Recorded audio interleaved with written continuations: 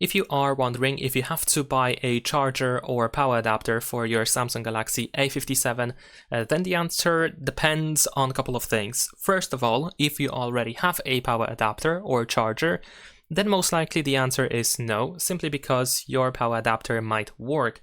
Now, if you want to use the original cable, then of course your power adapter must be USB-C or with USB-C port, but if you have a power adapter with USB-A port, so this bigger USB port, then it's going to work as well. You will just have to use a different cable.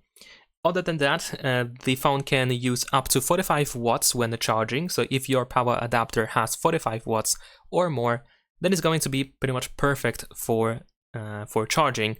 And at that point, you probably don't really need to change the power adapter. It is not really necessary. Even if you have a weaker power adapter, so if you have a power adapter with 30, 33 watts, maybe 25 watts, you can also use it. Of course, you might think of upgrading it to have a faster charging speed, but if you don't really care that much about it, then you can still use your power adapter. Now, if you don't have a power adapter at all, because if, for example, you sold it with your previous phone or something like that, maybe it's broken, whatever the reason is, then in that case, yes, you do need to buy a power adapter simply because it is not included inside the box.